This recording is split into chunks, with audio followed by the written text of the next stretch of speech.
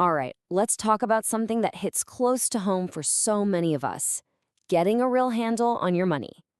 You know that feeling, right? Like your money just has a mind of its own? Well, you're in the right place. Today, we're going to break down a really simple but powerful strategy to help you finally make your money work for you. So, let's just cut to the chase.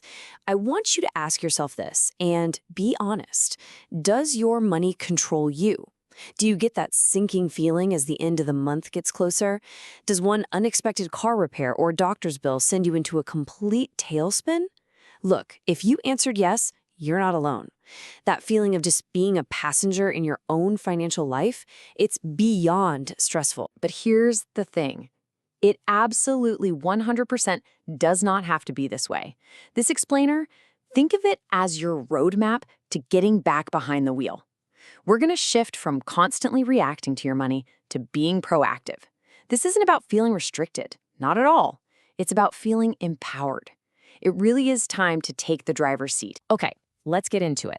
The very first part of our strategy is all about building what we're going to call your financial fortress. Makes sense, right? Before you can even think about going out and conquering new territory, you have to make sure your home base is rock solid. This is all about creating stability and just protecting what you've already got. So your number one defensive move? A budget. But wait, don't tune out. Forget those scary, complicated spreadsheets. We're talking about 3 dead simple steps. Step 1, know exactly what's coming in. Step 2, know exactly what's going out. And I mean everything, every coffee, every bill.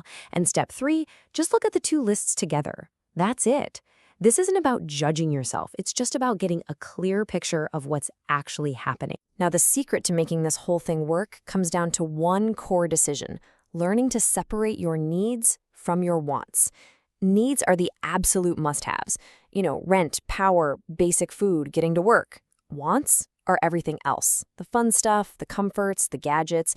A strong financial fortress is built on a single unbreakable rule. You always fund your needs first. No exceptions. And to really shore up those fortress walls, here are 4 golden rules. First, find the leaks. We all have them. Those subscriptions you forgot about, for instance, cut them. Second, avoid high-interest debt like it's the plague. It's basically a wrecking ball to your fortress. Third, try using cash or debit. It makes spending feel real, which helps you stick to your plan.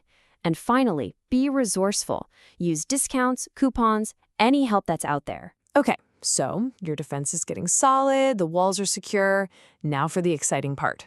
It's time to play offense. This is where we shift from just protecting what you have to actively growing your wealth and creating brand new opportunities for your future. This is where it gets really fun. So what's it take to start your offense? Well, here's the most important part. It doesn't have to be some huge amount of money. The source material we're looking at is from Malaysia, and they use the example of just 10 ringgit. But honestly, the number doesn't matter. It could be $5, $10, whatever. What matters is the habit. Saving a small, consistent amount. That's a huge win. You're literally training your financial muscle. But here's the thing. Just putting money in a pile doesn't really work. You've got to give that money a job, a purpose. Which brings us to a really important question. What are you saving for? Seriously, is it for an emergency so you can sleep at night? A down payment on a house? A class to learn a new skill? Having a real answer to this question, that's what turns saving from a chore into a mission. And there are 2 main ways you can seriously power up that offense. First, like we just said, set clear, specific goals. Give your money a destination. And second, look for ways to bring in more cash. A side hustle, some freelance work, a part-time gig. Bringing in more fuel is the absolute fastest way to accelerate towards those goals you just set for yourself. And now for the ultimate power-up. The one thing that makes your defense and your offense way, way better. It's financial education. Seriously, financial literacy is just the skill of understanding money so you can make good decisions. And the best part? You don't need a fancy degree. There are tons of free resources, articles, and explainers just like this one all over the internet to help you level up. Whew. Okay, we have covered a lot of ground, from building your fortress to launching your attack. So let's bring it all together. What does this actually look like in practice? What's your very first step after you're done watching this? Let's lay out the entire game plan. Here it is, the whole strategy, side by side. On the left, you got your defense. This is all about creating stability. You build a budget, you focus on needs, you cut costs, you plug the leaks.